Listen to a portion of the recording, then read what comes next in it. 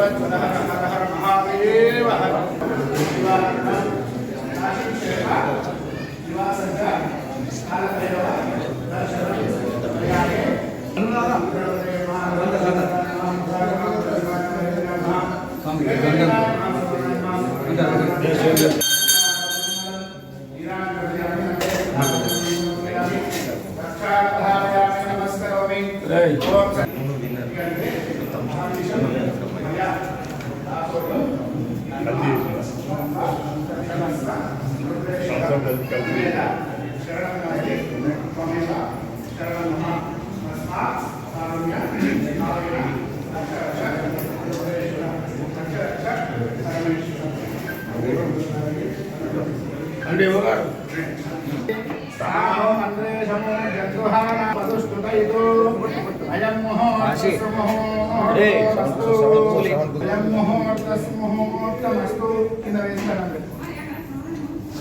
ముహూర్తకాలే సూర్యాదీనా నరాణాం అత్యంత ఆనుకూల్యత ఫలసిద్ధి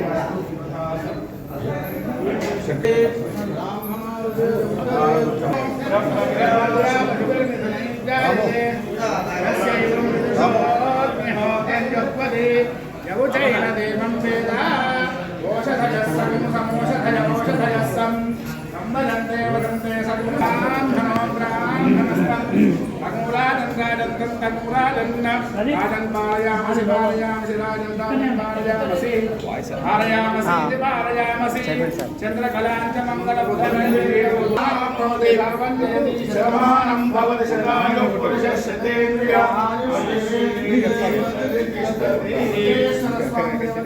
గార్డెన్ కూడా ఉదయ పథకంలో 90 లక్షల రూపాయలు పెట్టి అప్పుడు వెంకయ్య నాయుడు గారు ఇచ్చినటువంటి డబ్బులతోని అప్పుడు అభివృద్ధి పరిచారు.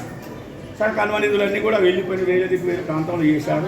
కొంత స్మార్ట్ సిటీ కూడా ఇక్కడి నుంచి ఇదే వేదిక నుంచి వెంకయ్య నాయుడు గారు ఇచ్చారు కేంద్ర పత్రాల అభివృద్ధి శాఖ మంత్రిగా. కాబట్టి కొద్దిగా అది మాకు కొద్దిగా స్థలం ఇచ్చడం గార్డెన్ ఒకటి ఏర్పాటు చేశారు. బాధ్యతలు చేపట్టినాక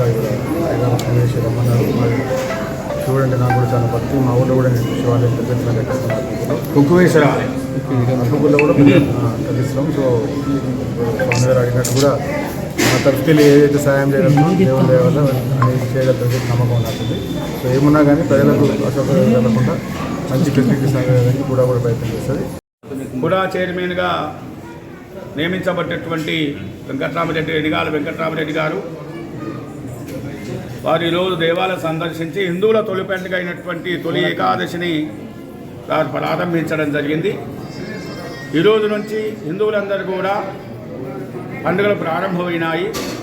మరి శ్రీరామనవమి వరకు కూడా అందులో ఈరోజు నుంచి దక్షిణాయన పుణ్యకాలం ప్రారంభమవుతుంది. 2 ఆయనాలు, ఒకటి ఉత్తరాయణము దక్షిణాయనం.